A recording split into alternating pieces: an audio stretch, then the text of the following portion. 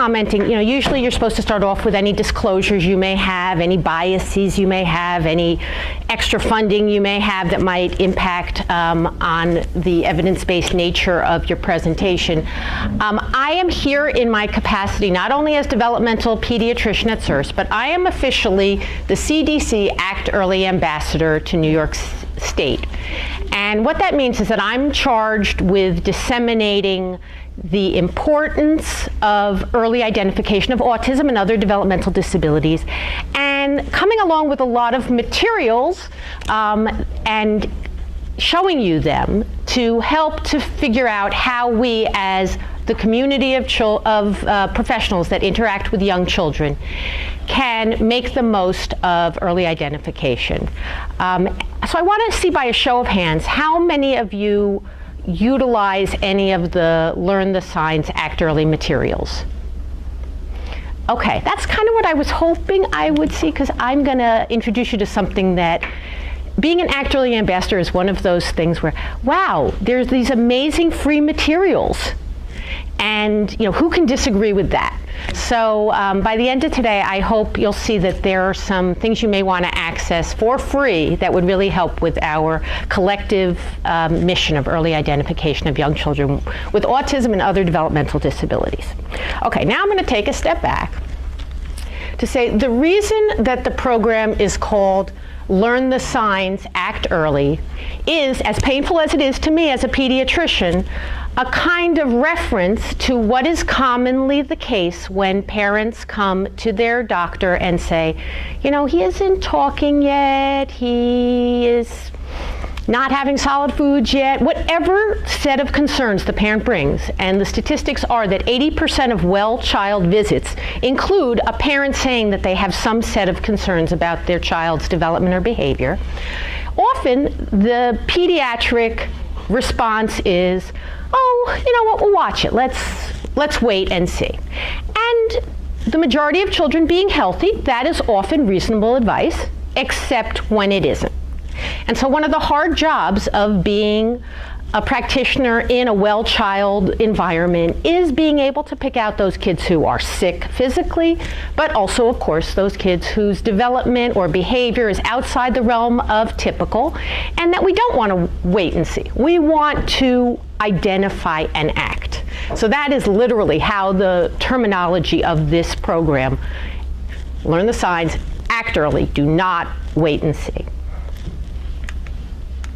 Okay, so I always have certain things that, even though you've heard before, I feel like I always have to talk briefly about, namely, what's the current definition, early identification of autism, why the rush, a few things about controversies, and then I'd like to take you to the website and introduce you to the materials.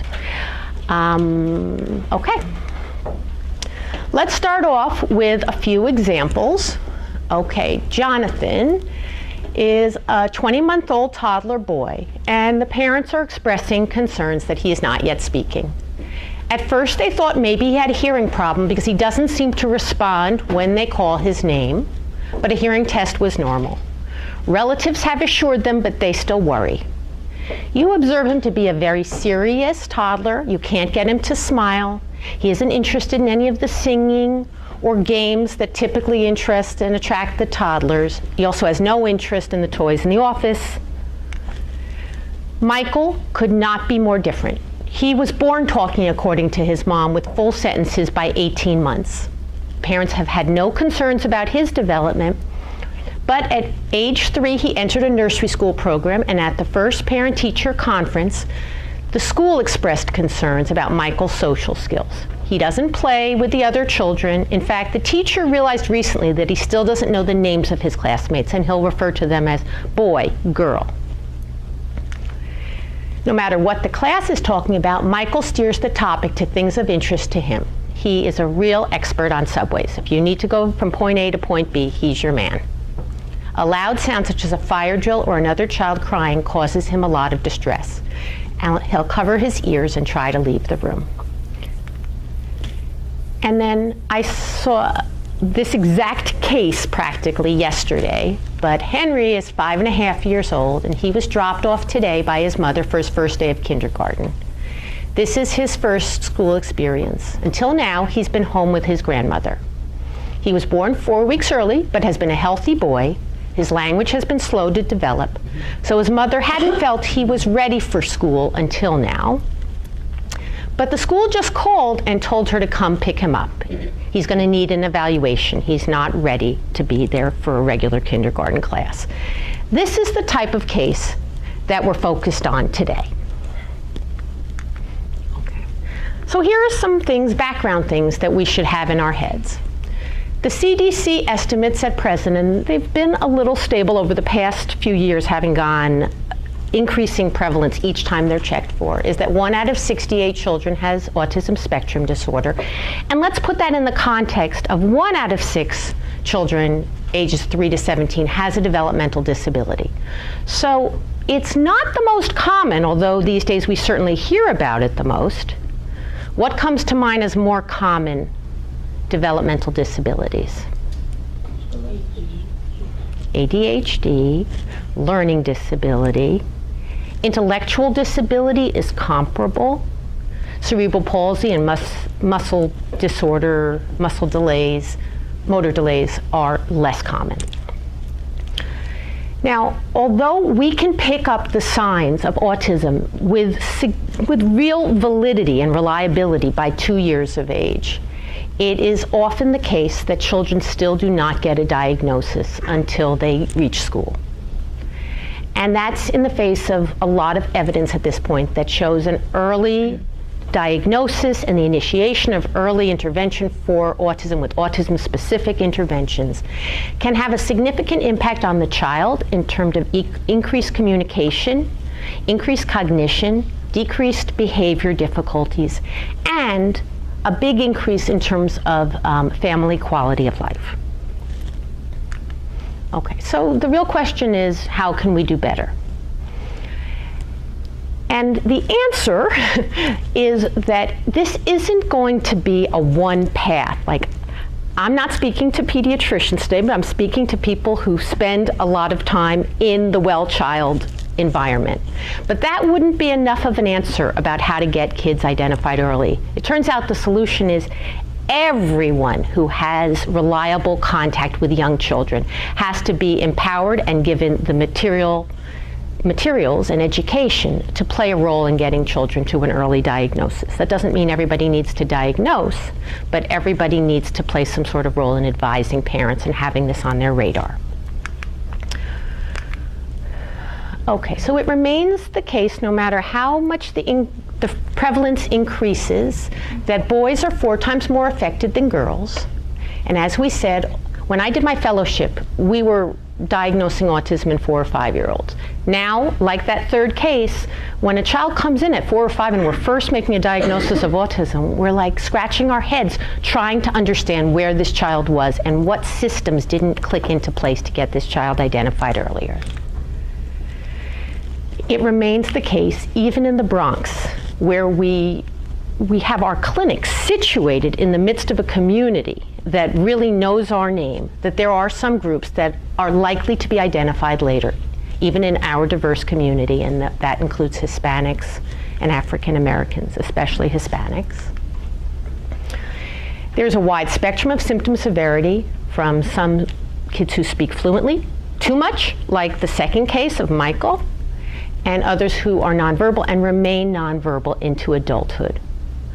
About 20% of individuals with autism continue to have very limited communication skills, even having received excellent intervention into adulthood. And similarly, we've watched this number change, and now I would say it's more like 50-50. 50% of individuals with autism have a cognitive impairment on a national sample. We tend to have a higher percentage who have a cognitive impairment at our center.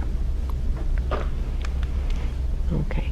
And as a result of this spectrum of symptom severity, you have kids who can thrive and be in a least restrictive environment, a mainstream class, and maybe get some social skills on the outside, but others require practically a one-on-one education. Okay. So as it's gotten further from DSM-4 to DSM-5, I don't usually have to give the full song and dance about why the changes were made, but significant changes were made between DSM-4 and DSM-5 in the definition of autism and in the names of autism. So I'm going to go quickly through that to basically say that under DSM-4, the general category under which autism fell was called the pervasive developmental disorders. And that's a large part of the reason why in early intervention paperwork, it calls almost everybody PDD, until very recently. And an important thing to recognize, and the main reason why the criteria had to be changed, had to do with this condition, PDD-NOS, that appeared for the first time in DSM-4. Autistic disorder was a group of children who met formal criteria of social communication impairment and the presence of restricted and repetitive behaviors.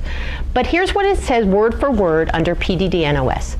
This category should be used when there is severe and pervasive impairment in the development of reciprocal social interaction, or, emphasis mine, verbal, nonverbal communication, or when stereotype behavior, interests, and activities are present, but the criteria are not met for autism. There were no specific number of criteria. It was really a very, very loose definition.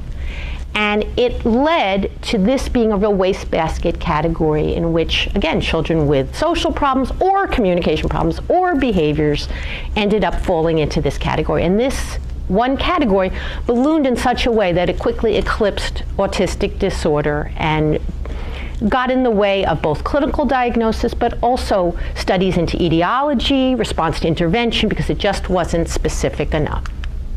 This is a schema of what DSM-4 looked like: general category, pervasive developmental disorder, and then autistic disorder, PDD-NOS, other things we're not talking about today exactly. But there were 2,688 combinations of criteria to arrive at a diagnosis. It was a very, very loose diagnosis. And over time, it really was not sensitive enough or specific enough. And diagnosticians were not using the categories in a valid and reliable way, and so site to site couldn't be compared. This was a graph that really made the case that the criteria had to be changed. 200 children who were the same went to 12 different sites, diagnostic expertise sites, and the children were the same, but in one site, they all came out with a diagnosis of autism, and at the other extreme, they all came out with, or the majority came out with a diagnosis of PDD-NOS. So these are the current changes that were made for DSM-5. Actually, I'm going to go first to show you. Now, all of those different diagnoses don't exist, so there really is no Asperger's, there's no PDD-NOS, and there's no autistic disorder. They're all called autism spectrum disorder. There is one number for them. There are 12 combinations now to arrive at a diagnosis. It is a much narrower diagnosis again. The main changes that were made were, it went from 3 categories of symptoms to 2: social communication impairment and the presence of repetitive behaviors. And there's a set of 5 required criteria out of a total of 7 criteria that exist to make a diagnosis.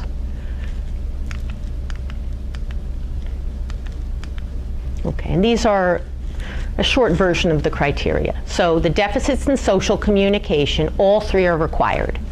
Deficits in social emotional reciprocity, that's going to be the give and take of conversation or shared affect. Deficits in nonverbal communicative behavior, that's going to refer to gestures and eye contact used reciprocally. Deficits in developing and maintaining relationships, peer interactions.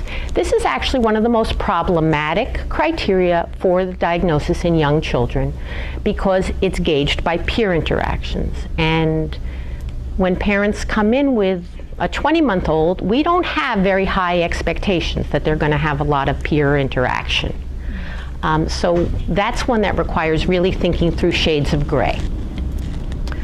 In the restrictive repetitive behavior category, there are 4 criteria, and the individual has to meet 2.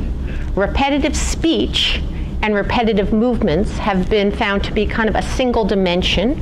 You have repetitive speech when you have higher cognition, but it comes from the same place as the repetitive movements in lower functioning and younger children.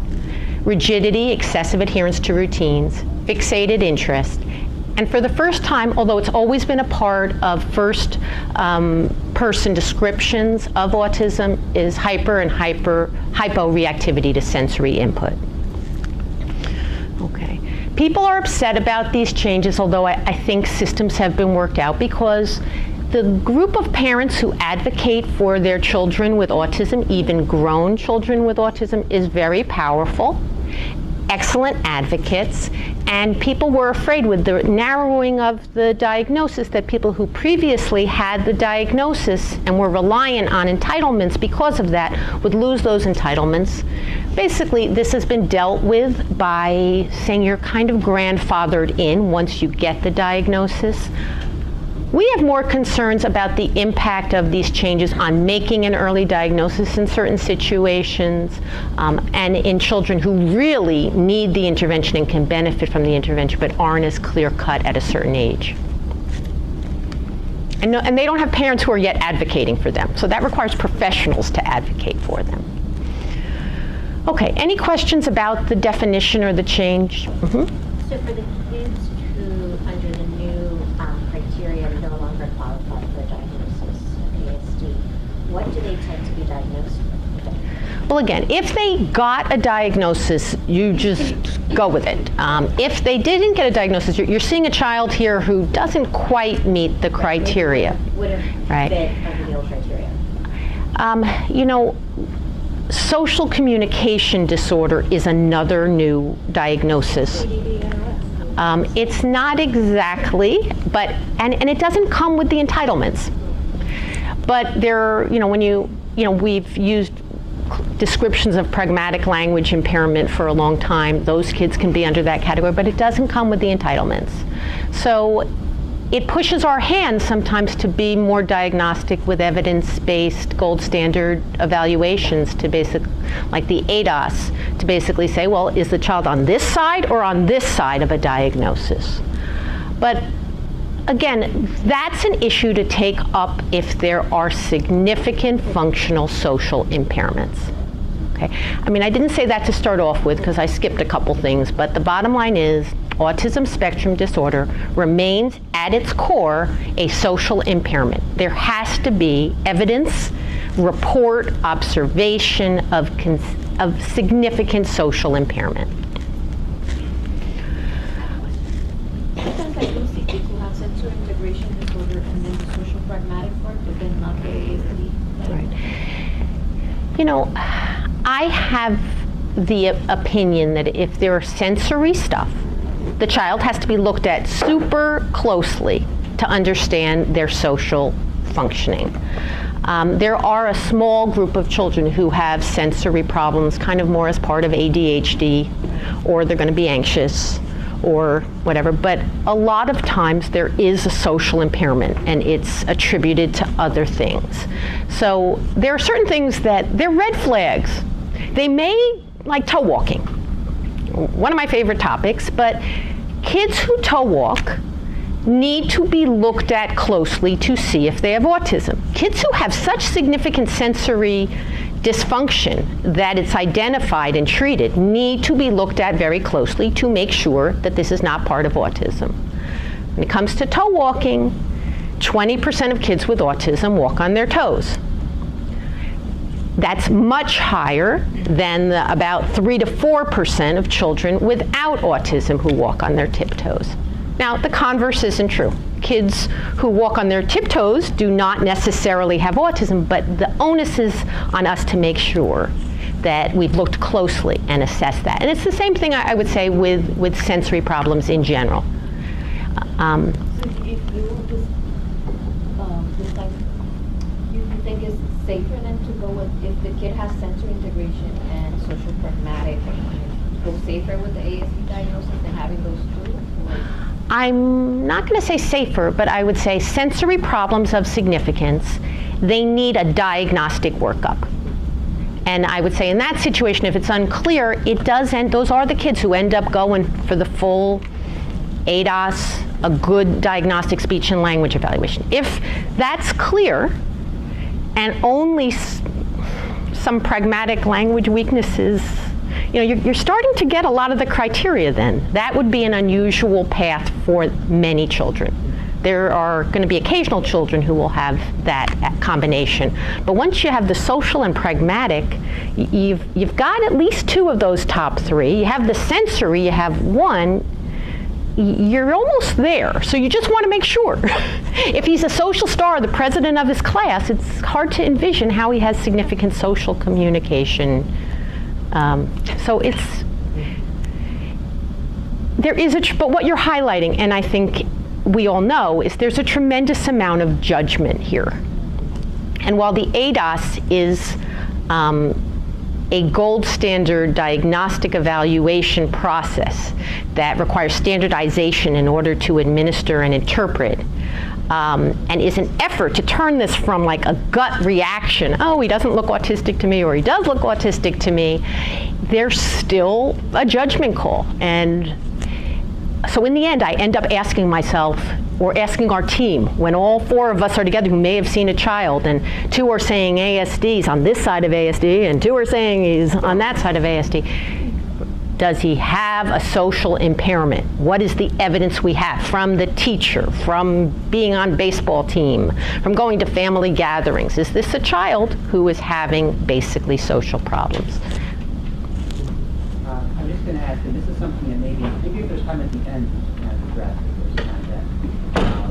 But it just raises the question to me of access to that kind of evaluation. And I'm wondering if in your position as the CDC's ambassador to the state, or if you have any information or about, is there anything happening to make sure that when we have these questions, that we have access to places like where you are, which has unfortunately very, very, almost sometimes years-long waiting lists, and is there anything that the state is doing to kind of correct that? Yeah. So I know that's kind of taking it off topic of like where you're going in terms of what we need to know for this. So I want to be respectful of that and of your time. Yeah.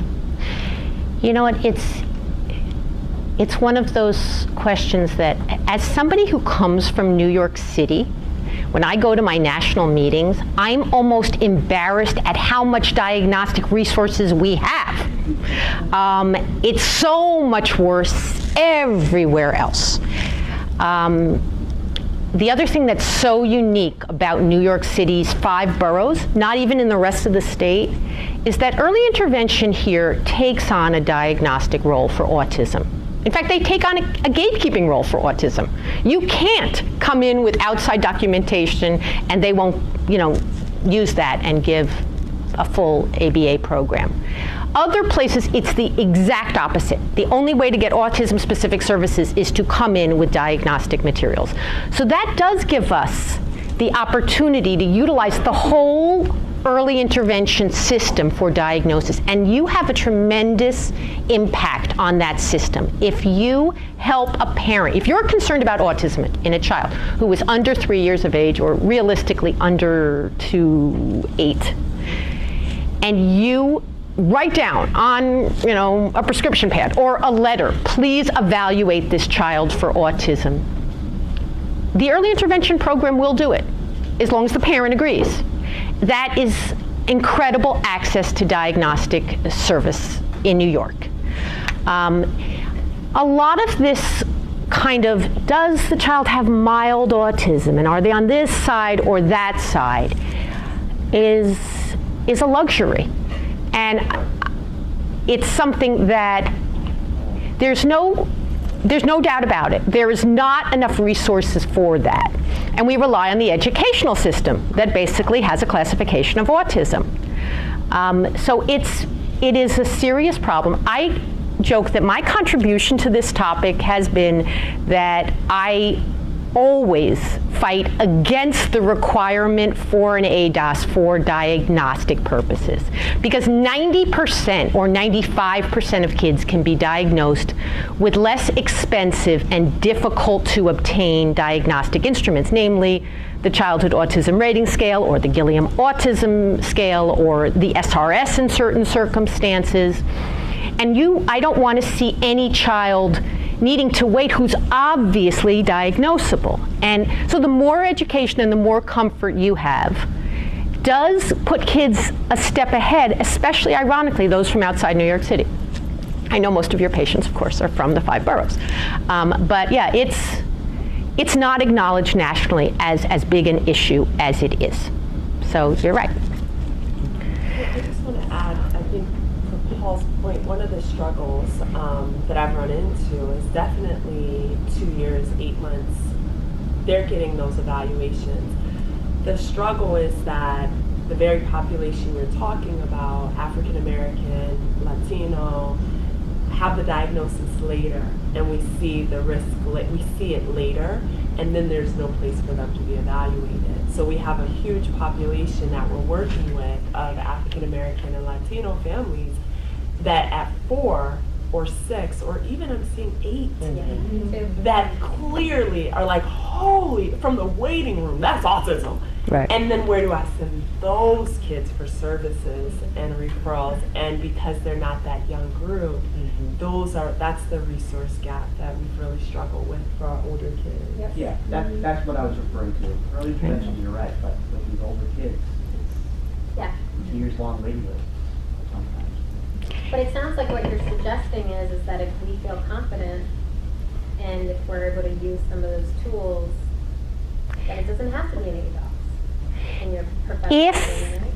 Yeah. If you're confident in the diagnosis, and I mean, psychologists and MDs are diagnosticians. Well, what about OPWDD? They will accept that from us? For OPWDD, the child needs more documentation, but a lot of it can come from the school. So, I mean, what's required for OPWDD is a psychological, a cognitive measure, and a psychosocial. The school district can be pushed to do those 2 things, certainly the psychological. The issue comes up when the child has a normal cognitive profile. And so that's, like we said, it's about 40% of the kids in the Bronx will have a normal cognitive profile. It ends up being this perfect storm of kids that have a normal cognitive profile that are related to cultural contributions, that are now older kids that probably do need an ADOS because their autism looks a little bit more complex than a Gilliam might reveal. So you guys are using ABI, right? So a lot of times I'll have the kiddo that already has an IEP, let's say, so we can get the psychoed eval from school, and then take that to ABI and just do the ADOS. There's private insurance. How many kids do we have private insurance? No, they can. There's only one thing that they don't take. It might be straight Medicaid, but if you get an MSC, which is a whole other ballgame, they'll take them. They take the majority of the kids that I don't know what ABI is. Applied behavioral interventions. I think it's over in the south. They have a couple of locations. They have one at 149th in the building of NYPCC. They're upstairs on the 4th floor of NYPCC. They're great. ABI is great. Okay. I'm going to actually redirect this back to those kids who are being identified at 8. They were recognizable at 2. So I know these are the realities of day to day because, again, of the 3 cases that I gave and who I saw yesterday, something went wrong. Let's take this proactive, preventive mindset as far as we can to basically say, wouldn't it be great if somehow they were identified earlier and able to have gotten the services through EI and not here now at 8? Yeah, I think everyone around this table totally agrees with you. I know, I that's- think we're doing this. I think for us, again, the challenge is the older kids. We're struggling as a team with how to help them. But I want to know the early signs too. You know what? I feel like that is worth its own separate, almost problem-solving roundtable. to figure out what to do to further support you in that. I mean, I say that jokingly because we're drowning, of course, also, but you're an amazing workforce, and you have a tremendous amount of expertise to offer your families, and we want to make sure that the irony for a lot of the kids diagnosed late, especially in the Bronx, is they weren't getting nothing. I mean, I happen to have given you the case of the little boy at the beginning who was home with his grandmother. But the more common scenario is the child got EI. Yeah. The child was in special preschool. Yeah. Nobody offered a diagnostic mindset to that child, and now, it's an issue. And so, to be honest, when I give this type of talk to the residents, I say, you refer to EI, you look at the child and say, do we understand what's going on here? Is a diagnostic workup indicated? Hand in hand with referral to EI or going to the CPSE, your job is to figure out, do we need to involve some additional expertise to diagnose this child? Whether it's that they have a hearing impairment, that they have a genetic syndrome, or that they have autism, or that they have a more primary mental health diagnosis or ADHD, that's our job as diagnosticians in medical homes. Okay. I'm going to go quickly through this, and there is a rush to diagnose early because the kids who are going to have the best outcome do have to be identified before preschool. Ideally get 2 years of autism-specific intervention. I think I may have, okay, well, I'm going to take a long way to answer that question. We looked at our data, and it's pretty much consistent over the years that there are 3 ways that children come to get a diagnosis. And the way to make an earlier diagnosis involves making the most of those 3 paths. So one of those paths is the linear one, that the child is screened, let's say with an MCHAT, and does not pass it, or the pediatrician or psychologist or someone else in the office says, this child looks like they might have autism, and they get referred for a diagnostic evaluation by the medical home. Another big piece for us, and that's usually, again, about a third. Another third come because the parent has a concern, and the way we are presently set up at the Kennedy Center, although it may not continue to be that way for a whole variety of things that really scare me, parents can just walk in off the street. They call. They say, the lady on the bus next to me saw my son and said, he really reminds me of my son at that age. You should take him to the Kennedy Center. And there's kind of a word of mouth, but it's a parent referral. And there are no obstacles to that. Parents can refer.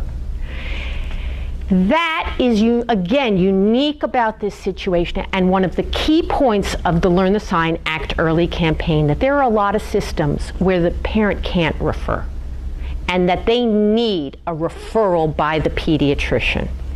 So much so that the program developed materials, how to help your child, talk with your child's doctor, ways of using the materials to basically say, I have this checklist here by the CDC that says my child's supposed to be doing these things and he isn't, and I don't want to watch and wait. Kind of empowering the parent to bring things with them. This is where this third group comes. We always get a third of our referrals from ACS, the court system, foster care agency, WIC. Daycare, of course. And again, the emphasis of the Learn the Signs, Act Early materials is, let's include these booklets that are designed to work with WIC or Well Child Care, that are like a baby milestone checklist and immunizations and growth, and basically, if the child isn't doing these things at a WIC appointment, to check that off and to give this to the parent to bring to the pediatrician. Ways to get around the watch and wait mentality, or to show that somebody outside the family is also concerned. There are sheets that I'll show you that can be run off these are laminated versions. Your child at 18 months. Most children at this age will do, and it's kind of got an anticipatory guidance sort of piece to it, but it says, act early by talking to your child's doctor if your child doesn't point to show things to others, doesn't know what familiar things are for, doesn't copy others, doesn't gain new words, doesn't have at least 6 words. And the intent was that WIC will print this out and basically give it to the parent after they've gone through and gotten the parent engaged and educated the parent in certain cases that these things are expected. And then to bring this to the clinic to force the hand of the medical establishment to refer the child, because there is this kind of sense that especially for certain ethnic and racial groups, that's the obstacle, that the child is not as likely to get referred through the pediatric clinic. Now, for those of us practicing in a setting where everybody is of a minority group, I don't know that that's the main obstacle. That hurts me, but like I said, I'm often going to these national meetings and saying, does this apply to us? It doesn't feel like it applies to us. It feels like we're the exact opposite.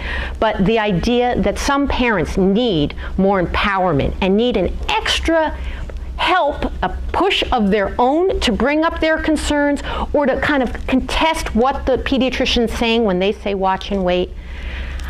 I do think from the histories that I get that there are groups of our families that is an obstacle, and that's something we can all try to do something about. So Lisa, I'm very aware of the time that we have. I've seen over the course of my work with Healthy Steps that I have really grown in my ability to identify at-risk kids. But we have a lot of team members that do a very small percentage of their work in Healthy Steps, and so they don't have that exposure to tons and tons of toddlers and babies. So I'm wondering if we could focus some of the time now on really helping empower them with some guidelines for like how to stick to, like, okay, you haven't seen 100 babies, but how can, because sometimes it's obvious and sometimes it is not. Okay, so you know what? I'll skip to that now. That's what I spoke about last time. And so when I saw that all of you, most of you were here last time, I said, well, I don't want to talk and bore you again. But I guess I got the impression that that was what people were interested in. Okay. Is that true? All right, so let's spend the next 15 minutes or 10 minutes talking about that. That happens to be my favorite topic to talk about. All right, so again, a big push to make an early diagnosis. You better be able to make a valid and reliable diagnosis. How do we do that? The key to making a diagnosis is to constantly ask yourself, with a good basis of understanding of normal development, is this child in front of me delayed, demonstrating social and communication and play and general exploration behaviors of a younger child, but reasonable quality, or is their development atypical? Has it taken some wrong turn socially, communication, in terms of their interests, that I'm looking at them and saying, that is not typical of a toddler of any age. And you can apply that to older kids too. Understanding that children are all individuals, that is the key to making a diagnosis of autism. So let's go through some understanding of the endpoints of this spectrum. What does social impairment look like? Okay, so somebody made the reference to what I say, the kid who can be diagnosed from the waiting area has no social interest whatsoever. There's a room full of children and toys, and that kid is in the corner, doing things, no awareness. When I bring the child into my room, I am not present. The child will climb over me to get to my computer. Never making eye contact with me, not tapping me. I am not present. I am part of the chair. Okay, that's an extreme, and I would say anybody who's had experience with significant autism is not going to miss that child. But let's look at shades of gray of that. You have kids who, you can get their attention socially. You have to really work at it. Little toddlers, on average, once you make yourself available as a play partner, They will be at your side.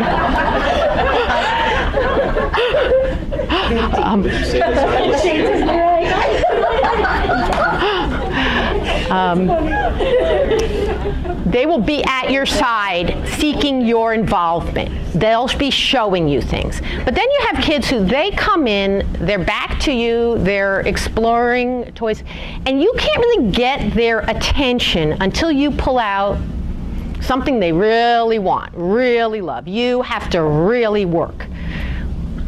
That's decreased social interest and motivation.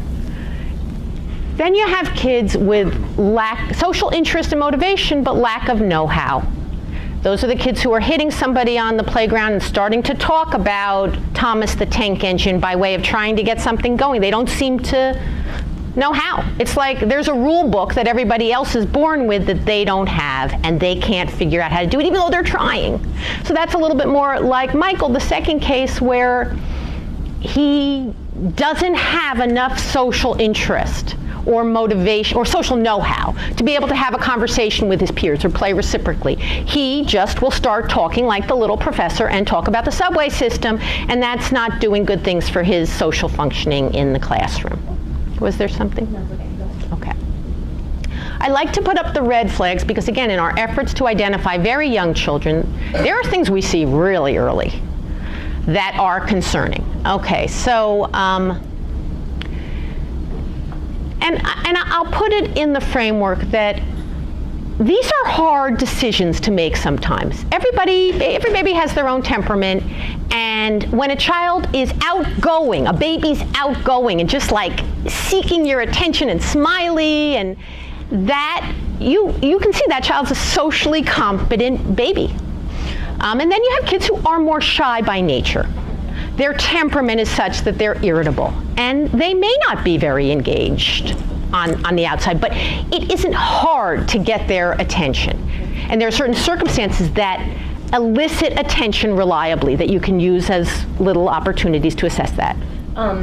Going back to the kid that doesn't have the social rule book, one thing that would be helpful for me to understand is there a way, like, because I've worked with some kids who they very much are interested in having social relationships, but are pretty ineffective at making them, and is there a way, is that interest in the social relationships and wanting the friendships, even if they're not so good at it, is that a way to kind of differentiate, like between more a lack of social skills versus an autism spectrum? Like, yeah, if they really want the relationships, but they're... It's not enough.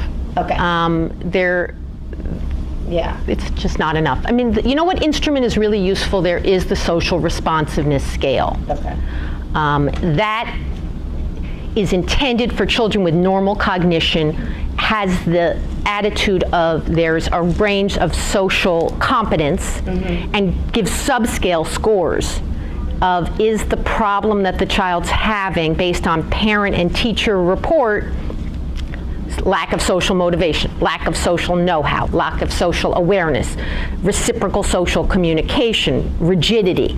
And so you can look at a profile and interpret it and get more information. Okay. There's also something that, and this is a hard thing for older kids in general, it's hard to know from your office necessarily how they're doing. You absolutely have to get information across settings, good information. Otherwise, it's often an undercall. Thank you. You know, when we talk about joint attention and social interest, I just think about like how much of that is affected by like their attachment or lack of social stimulation or like emotional neglect. So, and I know that, you know, we don't sort of ascribe to like the refrigerator mom theory, but I mean, like, how much of that could be a factor? Can be. I mean, I'll give you an extreme scenario that I always have in my mind of, we saw an 18-month-old, this was years ago. We saw an 18-month-old, the mother was a caregiver of an elderly woman who lived in with the elderly woman, and when the mother got pregnant, the elderly woman said she could have the baby with her as long as he wasn't too noisy. So the mother trained the baby to basically be in front of the TV all day while she continued her job. And when the baby was brought to us, he was 18 months of age, and for all intents and purposes, looked extremely autistic. But it wasn't difficult to get his attention. And so we worked with him and basically counseled the mother, you need to take a leave of absence from your job and really interact with this baby. And it was amazing to watch this child bloom. And that was such an extreme example that often we are, observing cases where by history and observation, we do think that that's an element of it. And again, there's like kind of assessments that allow us to say it's more or less likely to be that. The interventions may be similar. And often in very young children, and especially in a situation where that may be going on, and we have knowledge of that, we may say, there's a social impairment here. Our working diagnosis is such and such. We need to intervene and monitor this situation. And I would say we tend to have that attitude about very young children in general. And there are many situations where we basically say, get the child in some school, some daycare, something or other, and let's see him back in 3 or 4 months and see what he looks like. So those are very reasonable concerns, and they're part of why one might be tempted to say, we're not going to go down the autism route because look what's gone on. All right, how can we get the intervention? So it requires kind of discussion and thinking through.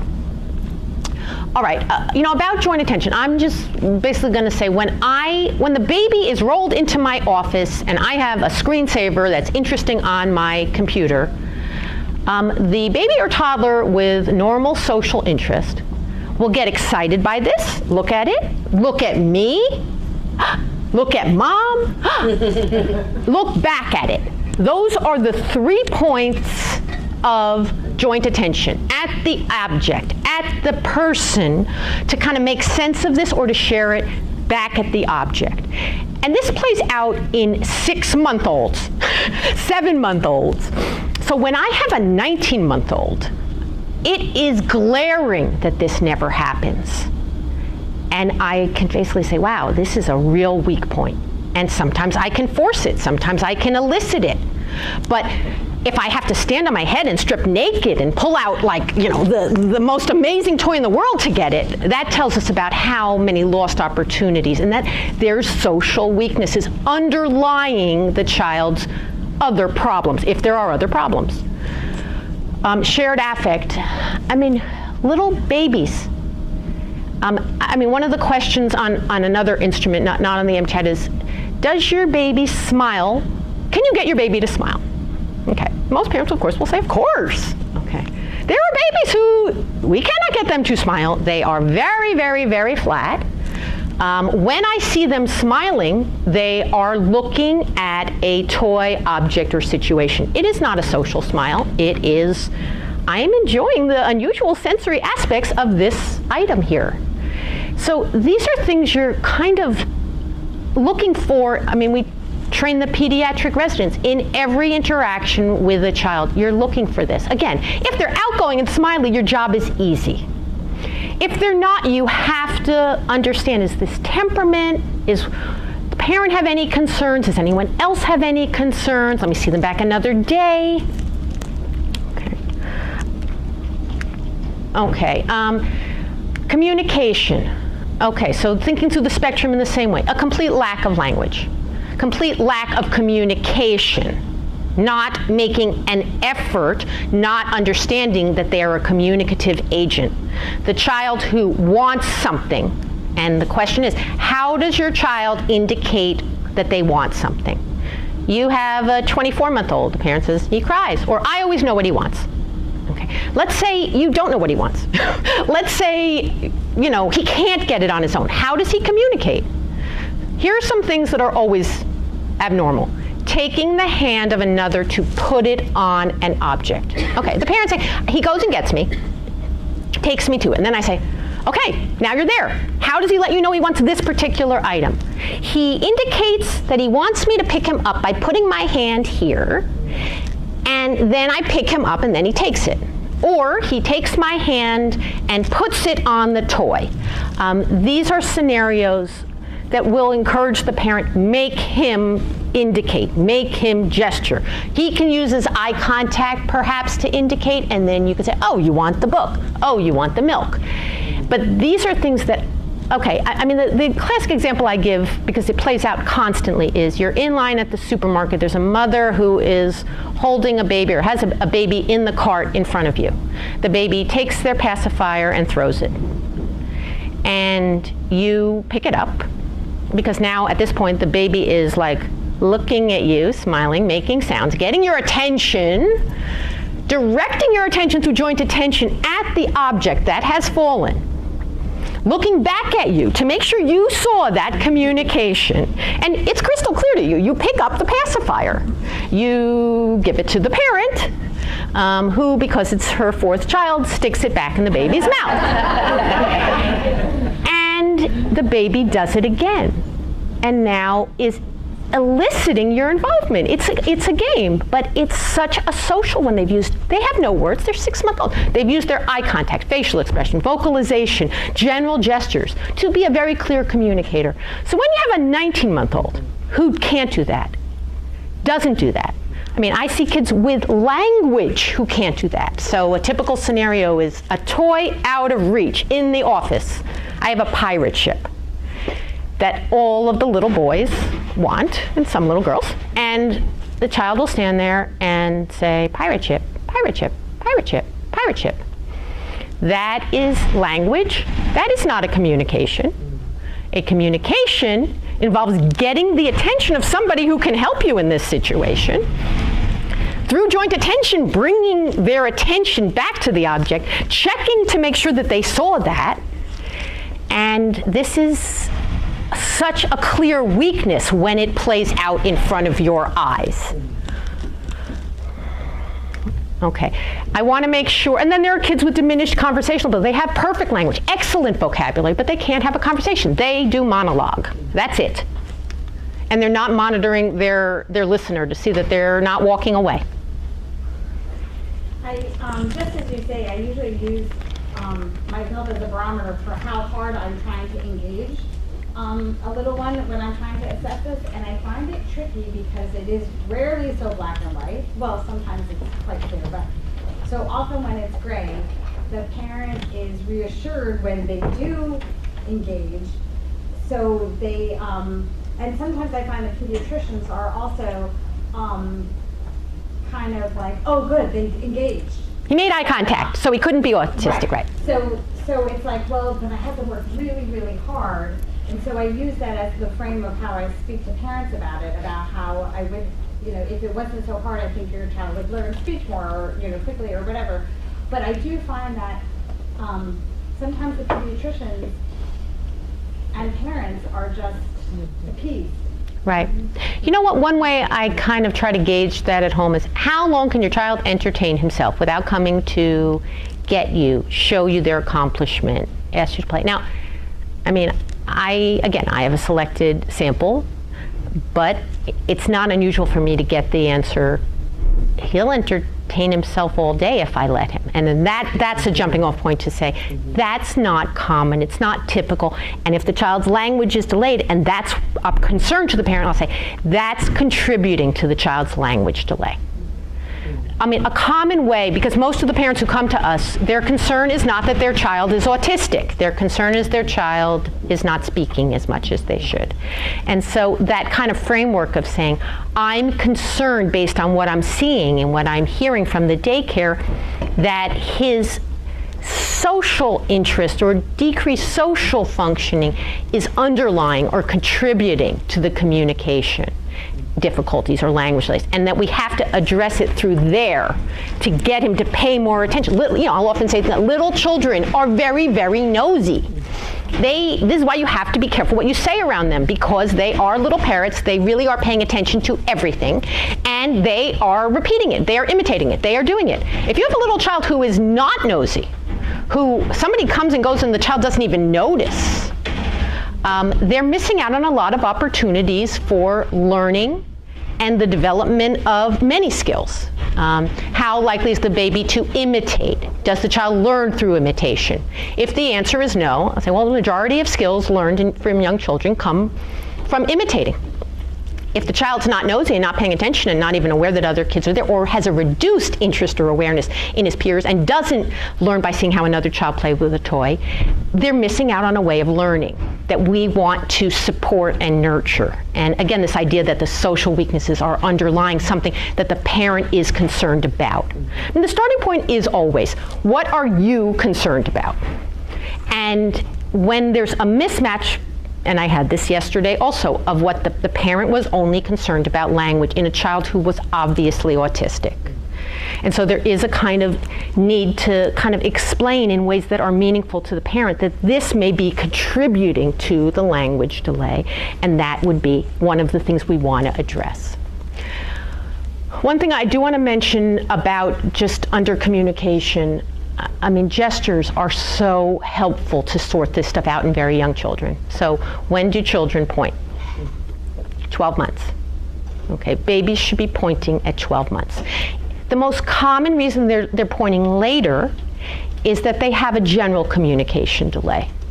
But that, okay, maybe till 14 months, but pointing is such an effective means of communication. Okay, if they're not pointing, or if they are pointing, you're supposed to have 16 gestures or by 16 months. Do they raise their hands to be picked up? Do they, indicate where? Are they shaking their head yes or no? Do they do wheels on the bus? 16 of those by 16 months is normal. If they have none by 16 months, they're not going to start speaking tomorrow. And that's something that parents, we always contend with this idea that unlike walking, which everybody understands, until you have head control, until you roll over, until you sit, until you pull the stand, you're not going to walk tomorrow. But about language, parents often will feel like, he's not talking, but he's going to talk tomorrow. No, this is how we tell how a child's progressing toward learning. They have communicative efforts, and gestures are a good way to assess that. Yes? You mentioned imitation, and I was just wondering, at what, so you were talking about it as a normative aspect of communication development, but at what point does it become more of a red flag? That they're not imitating? No, that they are Two? They're echoing, that it's language but not Okay. communication. And I'm thinking of this one kid in particular who I saw, he was 2 and 6 months maybe, and his mom was asking him to say bye to me, and he would repeat exactly what you're saying. Bye to me. Say bye, say bye. Yeah. Rather than just. You know what? That's a scenario that requires looking at the child's overall social functioning. There are kids who are quite echolalic because they have language delays. And so that suggests to me there's definitely something, but I can't sort out without understanding the child's general engageability and play, whether that's a sign of autism. But again, there are certain things that when they lead to the hair on the back of your neck standing up, your obligation is to say, let me make sure this child doesn't have autism. And may I have your attention, please? May I have your attention, please? This is your fire safety director. one other thing that's just so glaring, like you cannot miss this, is newborns respond when spoken to. There's a video of Barry Brazelton, I literally have it like on an old VCR tape, talking to a newborn on the warmer.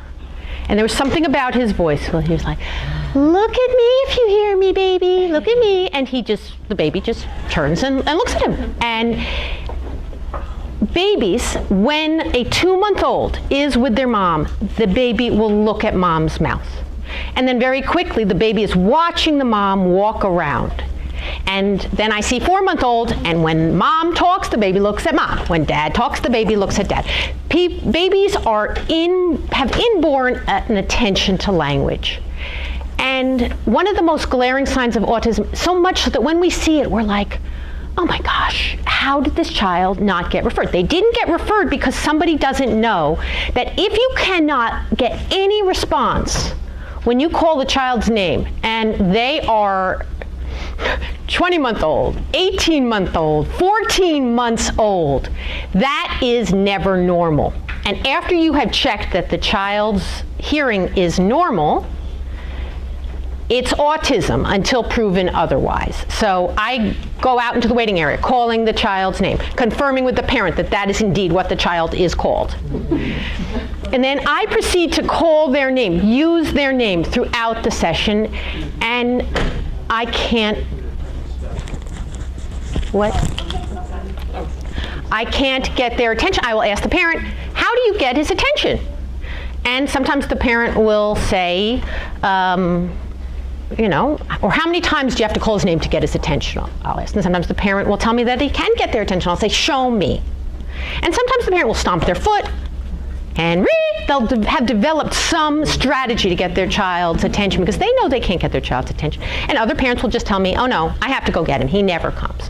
That is a very predictive sign of autism. And the explanation is very clear to parents. Children learn through imitation. If they're not paying attention to language, they are not going to learn language normally. They may learn it idiosyncratically, but they are not going to learn it. Okay, the only other thing I want to say is that if you're, the typical line to the residents, if you're waiting for the child to flick and spin and flap hands, you are going to miss the majority of toddlers with autism. They tend to not do that as much until they are a little older. So instead, or they're not picked up because they're viewed as more within the realm of what little children might do. One of the more sensitive things to pick up is perseverative interests in typical things. Okay, so the baby, okay, all toddlers, you know, that first baby scenario, no, he's not interested in the toys. But he spends the entire session opening and closing the doors, and the parent tells you that this is a preferred activity. That's a common interest, and then people will assure themselves saying, oh yeah, babies like to open and close doors. Not for hours on end. I usually, you know, on the topic of making the diagnosis in the waiting area, we have an elevator outside the door to the waiting area, and when I can't find my patients, I know where they are. They are at the elevator. Then we pick the child up, elevator, elevator, elevator, elevator, and the entire hour session is spent with the child asking for the elevator, the parent assuring them we're going to go back to the elevator, and then historically I hear from the parent, in our building, we have to avoid the elevator at all costs because otherwise it just derails the entire day. We have to spend an hour and a half at the elevator, so no, we only take the stairs. And the garage openers for families that live in the suburbs, I mean, you have these things, they're common interests, but they've gone way over the top and the family has had to turn themselves into pretzels to accommodate them. That is not normal, not typical, and also a common thing in toddlers. All right, I think I better, in the interest of time, do this other thing, because I think, let me, okay, so,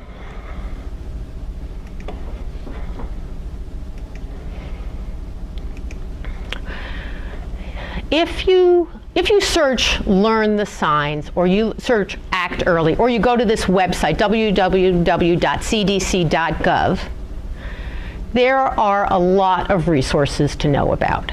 So this is kind of the menu page.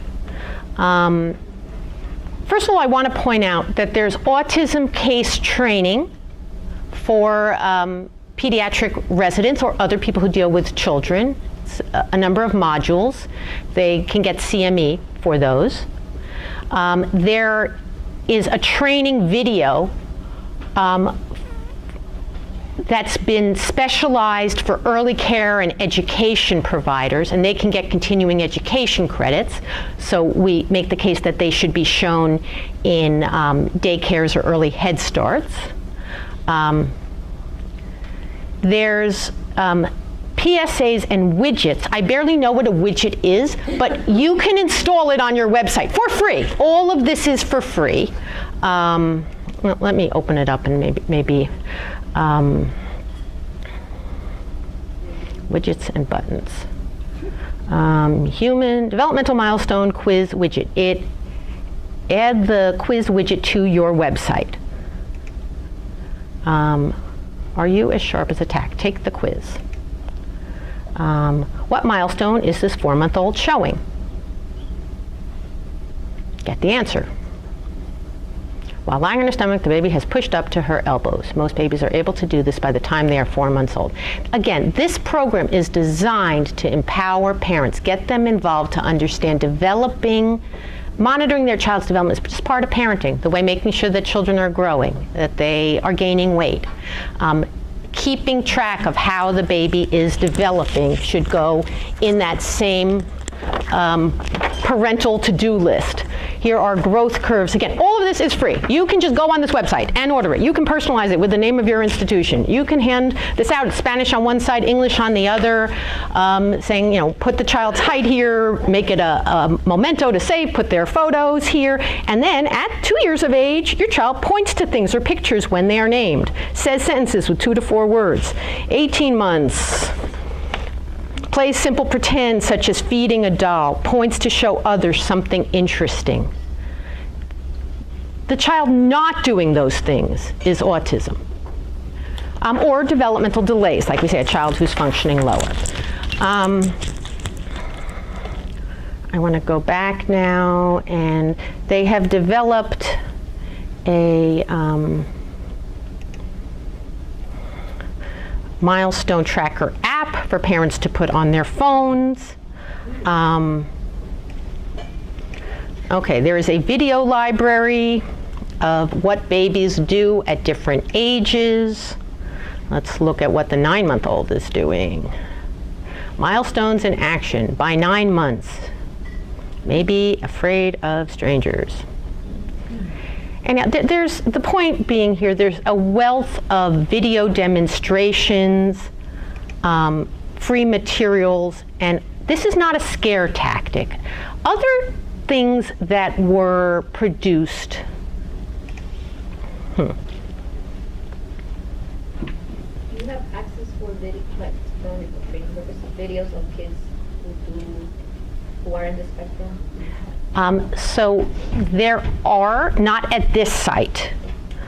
There's a wonderful website. I remember that we circulated this last time I came, that Amy Weatherby put up. I can't remember it offhand, but it has very nice side-by-side examples of a child with autism.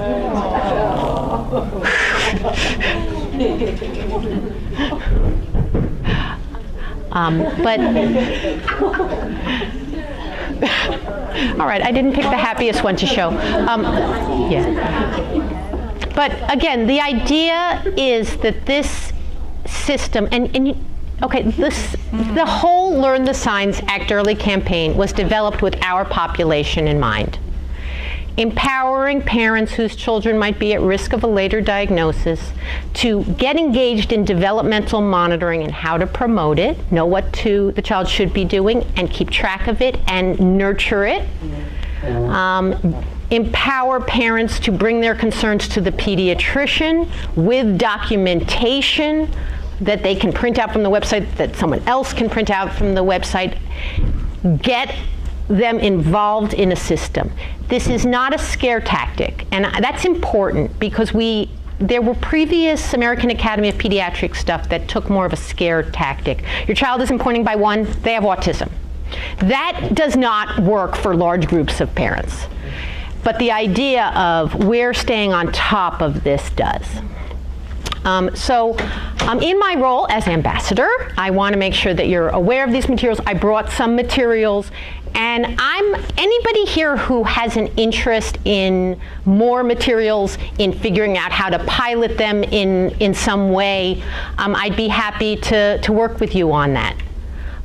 So there are, when you mentioned attachment, concerns about attachment, this is an approach that makes sense for mother-child who don't have strong attachment. That, this is a way to feel attached to your child, to realize that they have this capacity and every month they are changing. So this stuff, and again, who doesn't like to be involved in something who wouldn't want this free stuff? So, so I'm going to leave it here. There are books that were developed with a curriculum for parents. There are these growth curves. Things are in Spanish and English. And these developmental milestone booklets, which are like a baby booklet for parents with anticipatory guidance and keeping track of if children are doing things in a way that engages parent in developmental monitoring. And all of these are available for free on They're all available for free.